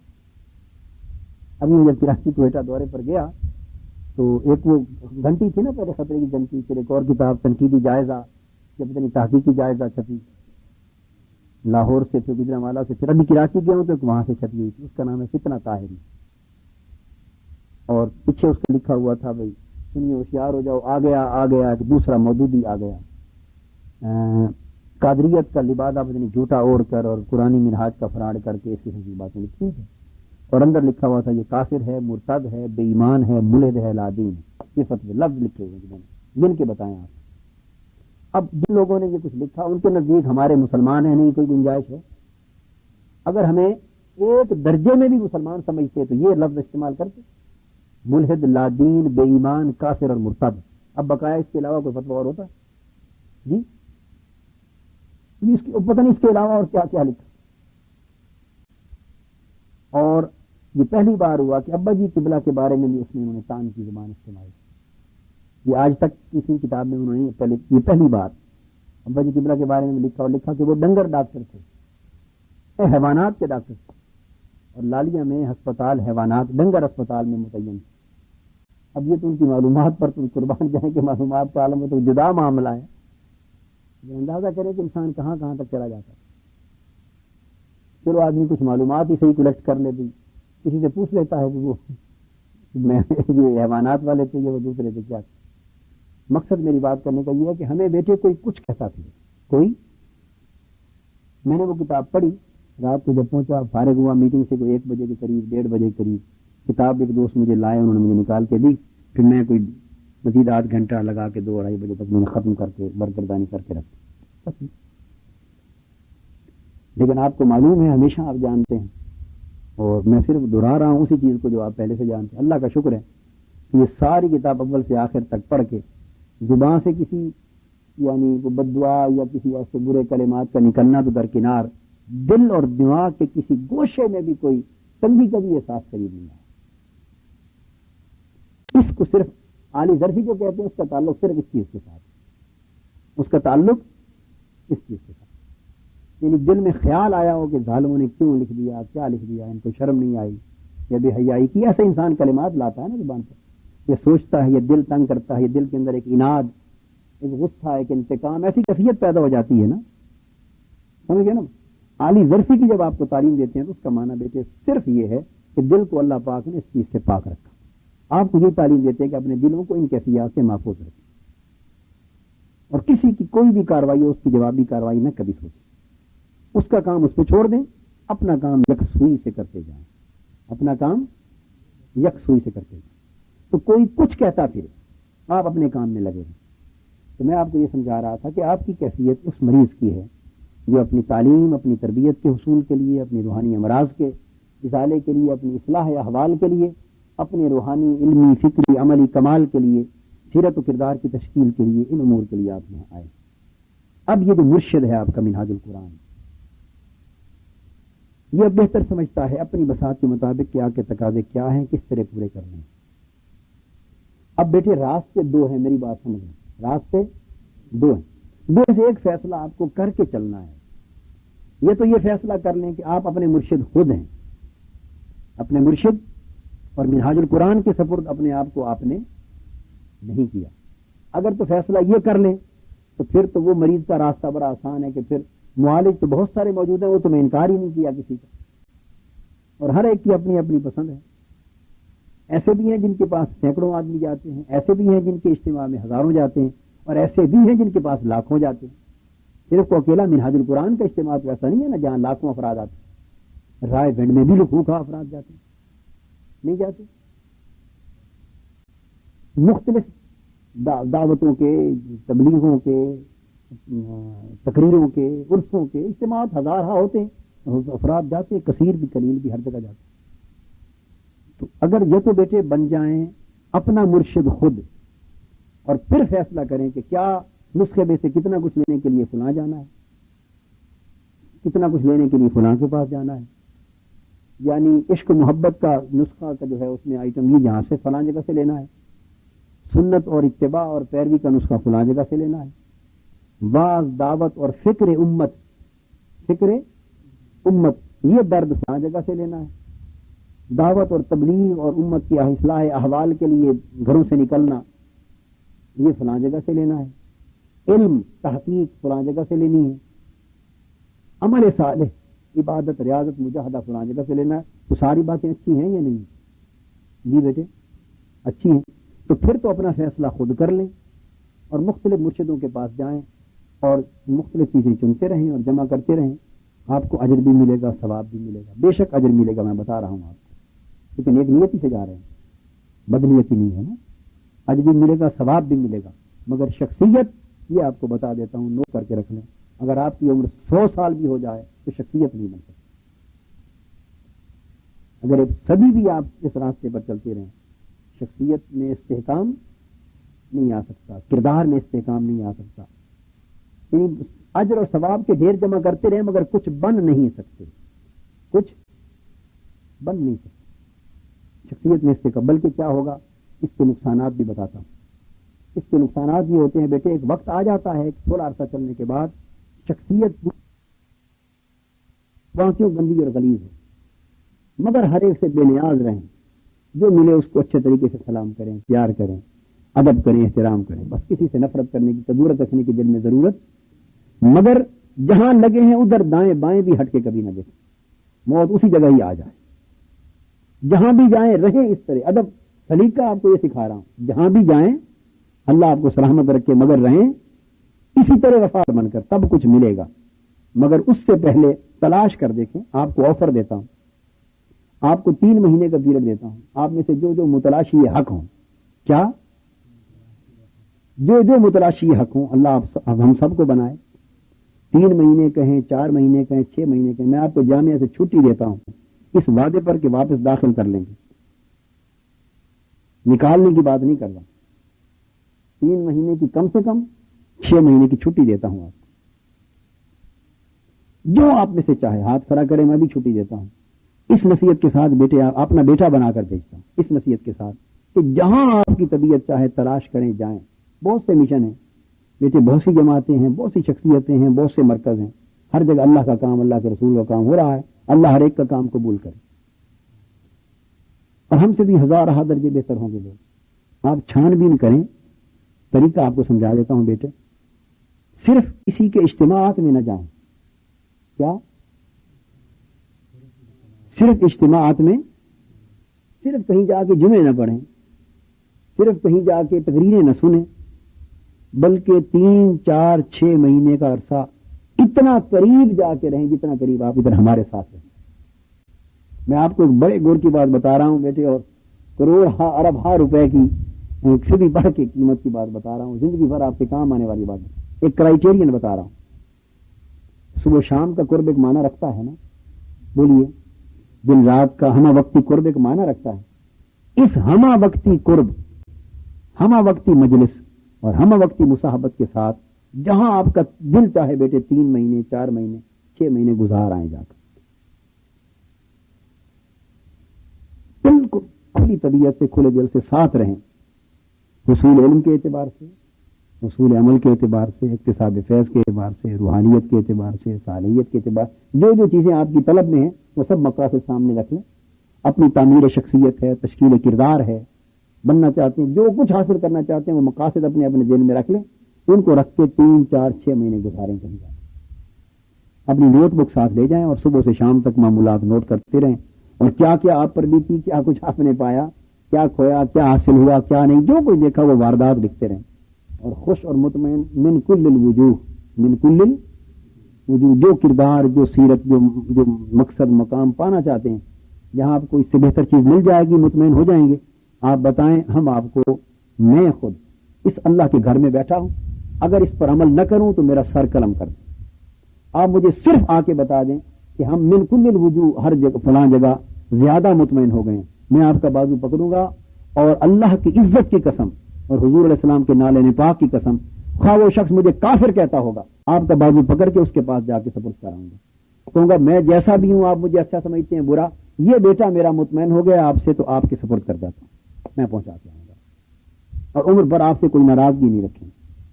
100 بار آپ آئیں ہمارے پاس، آپ ہماری اولاد ہیں، آپ کو ایک بار موقع دیتے ہیں، جتنا وقت چاہیں لگا لیں، مگر ہمہ جہتی، ہمہ وقتی قرب، ہمہ وقتی مجلس، ہمہ وقتی مصاحبت، ہمہ وقتی مشاہدہ، ہمہ وقتی جائزہ، اس حوالے سے آپ 2 4 6 ماہ گزار کے آگے رپورٹ کر دیں. جہاں جہاں آپ کہتے جائیں گے آپ کو وہاں جا کے پہنچاتے ہیں، اپنی گاڑی کے بیٹھوں کو جا کے پہنچاؤں. اور اس نصیحت کے ساتھ کہ بیٹے اب یہ جگہ اگر لگ گئے ہو تو زندگی یکسوئی کے ساتھ گزارنا، خود سپردگی کے ساتھ گزارنا، تسلیم اور رضا کے ساتھ گزارنا، اٹھائے تو اٹھنا، بیٹھائے تو بیٹھنا، جلائے تو جینا، مارے تو مرنا، بائیں بائیں تک کے پھر میری طرف نہ دیکھنا. کبھی ہم بھی تم بھی تھے پتہ نہیں کہ آشنا ہیں، تمہیں یاد ہو کہ نہ یاد ہو، پھر یاد نہ کرنا، ہمیں بھول جانا. جب کبھی ملے تو سلام کر لینا ہمیں، ہم خوش رہیں گے آپ سے کہ چلو آپ یکسوئی سے کہیں تو لگ گئے ہیں نا، حاصل ہو رہا ہے آپ کو. یہ میری آفر اچھی ہے، پسند ہے آپ کو. آپ میں سے جو ہاتھ کھڑا کرنا چاہے میں کھلے دل سے آپ کو اجازت دیتا ہوں، آپ نام لکھوائیں اور کل سے آپ کو رخصت کر دیتے، تاکہ اتنے بیٹے دیکھیے 1 2 اجتماعات میں یا دور سے، آپ دور سے مجھے دیکھ لیں، پتہ نہیں خدا جانے. ابھی ایک شخص پرسوں شبیداری والی رات جب تھی جمعرات کو صبح نماز فجر کے بعد جانے لگے، یا غالباً عشاء کے بعد جب میں گیا ہوں یا مغرب کے بعد، تو سیالکوٹ کے آئے ہوئے نوجوان پڑوس میں اور کچھ لوگ بیٹھے ہوئے تھے اپنی گلی میں، اٹھ کے ملے بیچارے، میں ان سے ملا، حال چال پوچھا. آگے چل کے کہ نوجوان آئے ہوئے تھے سیالکوٹ سے، وہ رو پڑے، بڑی محبت والا نوجوان تھا. میں نے کہا کیا بات ہے؟ کہنے لگے میں ان کی خوش نصیبی پہ رو رہا ہوں، یہ کتنے خوش نصیب ہیں. میں نے کہا کیوں؟ کہنے لگے آپ کے قریب رہتے ہیں، راستے میں گھر ہے، آتے جاتے ملتے ہیں اور رابطہ رہتا ہے. میں نے اس سے کہا آپ زیادہ خوش نصیب ہیں، آپ زیادہ خوش نصیب ہیں، اس لیے کہ آپ کبھی کبھار محبت کی نگاہ لے کے آتے ہیں، میرے ہاتھ میں تسبیح دیکھ لیتے ہیں، مسجد میں دیکھ لیا، نماز عبادت میں یا تعلیم تلقین میں، نصیحت میں، ایسے حال میں دیکھ لیا. خدا جانے وہ حقیقت ہے، ریا ہے، اللہ کو مقبول ہے نہیں ہے. تو آپ کی نظر ظاہراً اسی چیز پر پڑتی ہے جسے آپ نیکی سمجھتے ہیں. کبھی کبھار جو آنا ہوا تو کمزوریاں، برائیاں، گناہ میرے چھپے رہتے ہیں، تو آپ کی عقیدت بھی قائم رہتی، عقیدت اور ادب بھی. برائی جو نظر نہ آئی تو عقیدت قائم ہی رہنی. یہ قریب رہنے والے لوگ ہیں، یہ اچھی طرح برائیوں سے بھی واقف ہو جاتے ہیں، گناہوں سے بھی واقف ہو جاتے ہیں، کمزوریوں اور خطاؤں سے بھی واقف ہو جاتے ہیں، اتنی گناہوں کمزوریوں سے جن سے آپ آگاہ نہیں ہیں، تو ان کی عقیدت ٹوٹ جاتی ہے قریب رہنے والوں کی. تو یہ عقیدت مند یہ خوش نصیب ہوئے یا آپ خوش نصیب ہوئے. بہرحال اس کا تو جو اس کے دل میں تھا وہ جواب دیتا رہا، میں نے اس کو یہ بات سمجھائی.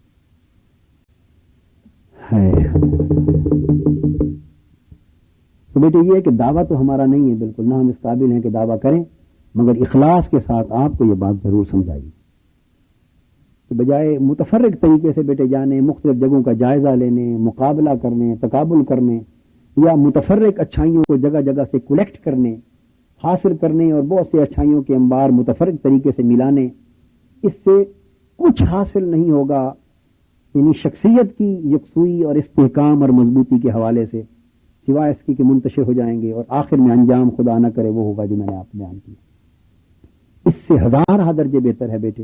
اس سے بہتر جگہ کہیں ہو کسی جہت سے آپ خوشی دل سے وہاں جائیں, منسلک ہوں اس مشن سے, وہاں رہیں, عمر گزاریں, اور مگر رہیں بیٹے اسی طریقے سے جو آپ کو طریقہ سمجھا دیا ہے. وہ یہاں رہیں تب بھی اسی طرح, کسی اور جگہ رہیں, اللہ آپ کو سلامت رکھے, خوش رکھے, مگر رہیں اسی طریقے سے, آپ کی بھلائی اتنی ہوگی.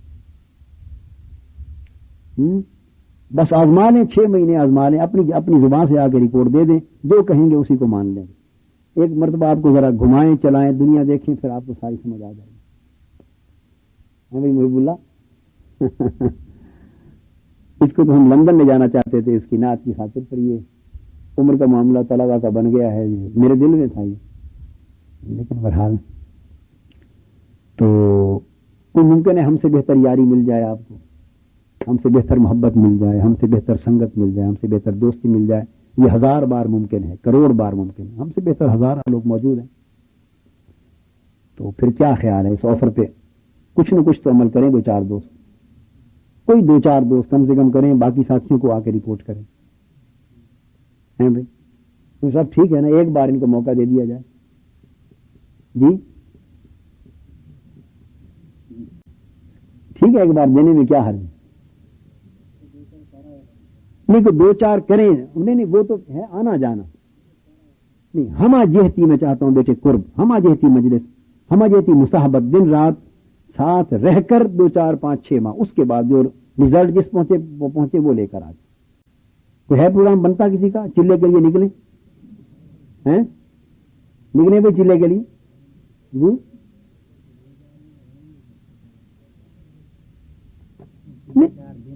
جہاں دل چاہے گا بیٹے. اچھا پھر اگر آپ کے دل میں آئے تو کسی کو بتائے بغیر چپکے سے کاغذ پہ لکھ کے مجھے آپ دے دیں کہ میرا پروگرام بنا ہے, یعنی میں کچھ 4-6 ماہ کا گرد کرنا چاہتا ہوں, تو چپکے سے تو ہم روانہ کر دیں گے. یہ میری آخری بات. میں آپ کو یہاں ایک واقعہ مجھے آ گیا. شیخ سنان رحمۃ اللہ تعالی علیہ, بہت بڑے بزرگ ولی اللہ گزرے ہیں, حضور غوث پاک رضی اللہ تعالیٰ عنہ کے معاصر. وجہ تو خیر کچھ اور ہوئی. حضور غوث پاک نے قدمی حاضی علی رقبت کل ولی اللہ کا جو کلمہ فرمایا, ان کے دل میں کچھ میل آ گئی. کیا میں اتنا بڑا ولی اللہ, کیا میری گردن پہ ان کا قدم ہے؟ چونکہ حضور غوث پاک کا مقام ولایت میں ایسا ہے کہ جو ان کی ولایت کا منکر ہو اس کی اپنی ولایت سلب ہو جاتی. آپ کا درجہ ایسا, ولایت سلب ہو گئی. جنگلوں میں عبادت کرتے تھے, ہم وقت جنگل میں عبادت کرتے تھے, ولایت سلب ہو گئی تو نتیجہ یہ ہوا کہ وہاں ایک عیسائی قافلہ جو ہوتا ہے یہ مختلف جگہوں پر ڈیرے لگاتے ہیں, وہاں ایک عیسائی لڑکی تھی جوان خوبصورت, اس پہ نگاہ پڑی. چونکہ ولایت سلب ہو گئی تو حفاظت کا پہرا جاتا رہا نا, حفاظت کا پہرا جاتا رہا تو نیت بد ہو گئی. اس سے تعلق قلبی سا بن گیا, جھکاؤ ہو گیا, طبیعت مائل. جب حالت اس طرح کی دیکھی تو ان کا ایک مرید دوڑ کے وہ سمجھ گیا کہ شیخ میرا بھٹک گیا اور یہ سلب ہو گئی ولایت اور بدبختی مسلط ہو گئی. تو وہ دوڑ کے سیدنا غوث پاک کی بارگاہ میں آ گئے. اب میں بتانا یہ چاہتا ہوں کہ مرید شیخ سنان کا ہے, حضور غوث پاک کا زمانہ ہے. شیخ اتنا بھٹک چکا ہے, شیخ اتنا بھٹک چکا ہے, مگر مرید اسی کا رہا. حضور غوث پاک کی بارگاہ میں آ گیا, مہینوں تک خدمت کرتا رہا, مہینوں تک خدمت کرتا رہا. نہ آپ نے کبھی کوئی پوچھا بھی تم کون ہو, کہاں سے آئے ہو, اتنی خدمت دن رات کرتے ہو کیوں؟ نہ اس نے کبھی کوئی آرزو بیان کی, بس خدمت ہی کرتا رہا. کئی مہینے گزر گئے, کئی مہینے گزر گئے. وہ جنگل میں اپنے رابطے ڈیولپ کرتا کرتا کرتا نوبت یہاں تک جا پہنچی کہ اس نے اس عیسائی لڑکی کے ساتھ شادی کی پیشکش کر دی. اب اس کا دین, مذہب, دھرم سب کچھ وہی ہو گیا. جب یہ پیشکش کر دی تو وہ بھی راغب ہو گئی. اس نے شرط لگا دی کہ میں آپ کے عقد میں آنے کو تیار ہوں, شرط یہ ہے کہ شراب کا پیالہ پی لو اور خنزیر پکا ہوا دسترخوان پہ بیٹھ کے کھا لو. اس کے دل میں خیال آیا بھئی یہ حرام چیز ہی ہے نا, تو توبہ کر لوں گا, حرامی ہے نا, توبہ کر لوں گا. کہہ دیا منظور ہے یہ شرط. دسترخوان پہ بیٹھ گیا, خنزیر کا گوشت ہے اور ہاتھ میں شراب کا پیالہ ہے. اس نے پیالہ اٹھا لیا شراب کا, گوشت بھی سامنے, اپنے جب منہ کے قریب لے آیا وہ پیالہ شراب کا, اب قریب تھا, چند لمحے رہ گئے تھے کہ وہ گھونٹ بھرتا اس شراب کا. اس وقت سیدنا غوث پاک رضی اللہ تعالیٰ عنہ ظہر یا عصر کسی نماز کے لیے وضو فرما رہے تھے, اور شیخ سنان ہی کا مرید جو اس دن تک مرید تھا جس دن اس کا شیخ خنزیر کھانے تک آ گیا, اور شراب کا گھونٹ بھر رہا ہے، اس لمحے بھی مرید اسی کا تھا، وہ پانی لوٹا لے کے حضور غوث پاک کو وضو کروا رہا ہے، کبھی بات نہیں ہوئی کسی موضوع پر۔ جب اس کا پیالہ ادھر جنگل میں ہزاروں میل دور منہ کے قریب گیا، سیدنا غوث پاک رضی اللہ تعالیٰ عنہ وضو کے دوران بول اٹھے کہ آج کسی کا شیخ بے ایمان ہو رہا ہے، آج کسی کا پیر بے ایمان ہو رہا ہے۔ بس وہ قدموں میں گر پڑا، تڑپ گیا، اس نے کہا حضور میں تو 6 مہینے سے اسی لیے تھا، خدا کے لیے اسے بچا لیں۔ آپ نے جو ہاتھ میں پانی تھا نا وضو کا، اس کے چھینٹے مارے اور فرمایا سنان ہوش کر، وہ چھینٹے اس کے منہ پر جا لگے، اللہ پاک نے پردہ اٹھا دیا اور اس کو پھر توبہ عطا کر دی، اسی لمحے سے پلٹا۔ یہ میں آپ کو یکسوئی اور خود سپردگی بتا رہا ہوں، حیف اور کمال اس مرید پر جو اس حال میں بھی شیخ کا ہی رہا۔ حضور غوث پاک کی بیعت کر لیتا، حضور غوث پاک کی بیعت کر لیتا اور کہتا وہ تو گیا تو میں اب کیا اس کے پیچھے پھرتا رہا ہوں، تو اب میں اپنا سنگت یہاں بنا لیتا ہوں، سنگت یہاں بنا لیتا ہوں۔ مگر نہیں، وہ اس نے کہا کہ یاری جب ایک جگہ لگ گئی تو اب اس کو توڑ چلنا چاہیے۔ اور پھر اس میں جب یہ نوبت آئی تو پھر اپنے شیخ کو بھی، ایسا مرید شیخ کو بھی بچانے کے قابل ہو گئے۔ ہندوستان کے ایک بزرگ تھے، انہوں نے اپنے مرید کو فرمایا کہ تم بغداد شریف جاؤ، سیدنا غوث پاک رضی اللہ تعالیٰ عنہ کی بارگاہ میں بھیج دیا۔ وہ مرید متعمل رہا، حتیٰ کہ متعمل رہا، حضور غوث پاک کی زیارت کے لیے متعمل رہا۔ اس نے حکم دے دیا، اپنے شیخ نے حکم دیا کہ آپ جائیں۔ حکم کی تعمیل میں بغداد شریف پہنچ گیا۔ اب بغداد شریف پہنچ کر شیخ نے کہا تھا پتہ نہیں سال 2 سال کتنا عرصہ گزارا، وہ اپنی نگاہیں ہر وقت نیچے رکھتا، سیدنا غوث پاک رضی اللہ تعالیٰ عنہ کو تکتا نہیں تھا، زیارت نہیں کرتا تھا۔ اسی میں 1.5 سال گزر گیا۔ جو حسن سیدنا غوث پاک رضی اللہ تعالیٰ عنہ کا تھا، صاف ظاہر ہے وہ حسن اس کے شیخ کا نہیں تھا، اتنا خوبصورت نہیں تھا، اتنا نورانی چہرہ نہیں تھا، فرق تھا نا بڑا۔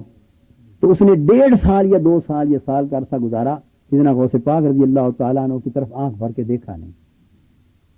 1.5-2 سال گزر گئے تو سیدنا غوث پاک رضی اللہ تعالیٰ نے فرمایا کہ تم نے ہماری خدمت کرتے ہوئے 2 سال ہو گئے مگر کبھی دیکھا ہی نہیں ہے ہمیں، کیا وجہ ہے بتاؤ تو صحیح۔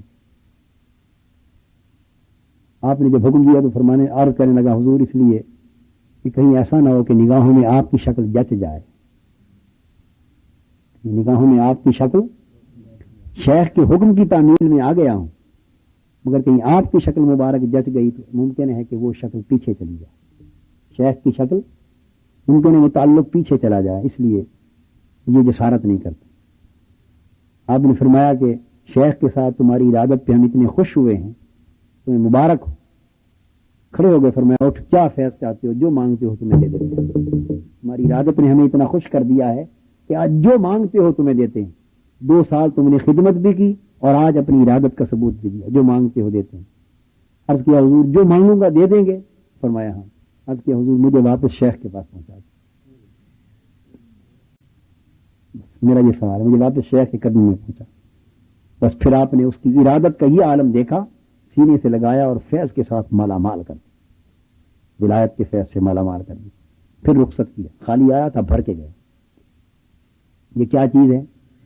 یکسوئی اور خود سپردگی، یکسوئی اور خود سپردگی۔ میں نے اس طرح کی آج گفتگو آپ سے کی ہے، آپ سمجھدار بچے ہیں، پورے طور پہ سمجھ گئے ہوں گے۔ میں دیکھتا ہوں بیٹے آپ بچوں میں کچھ بچے ایسے بھی ہیں جن کی عقیدت میں کمی نہیں، دیکھنے میں دیکھتا ہوں عقیدت میں کمی نہیں، محبت میں کمی نہیں، اخلاص میں کمی نہیں، وفاداری میں کمی نہیں، جانثاری میں کمی نہیں، سب خوبیاں ان میں ہیں، مگر بعض بچوں میں دیکھتا ہوں عدم تعمیر۔ کیا؟ عدم تعمیر، یہ اپنی مرضی پر چلنا، کام اپنی مرضی سے کرتے ہیں، کام اپنی مرضی سے کرتے ہیں، خود سپردگی کے تصور کا فقدان ہے، یکسوئی اور خود سپردگی کا فقدان ہے۔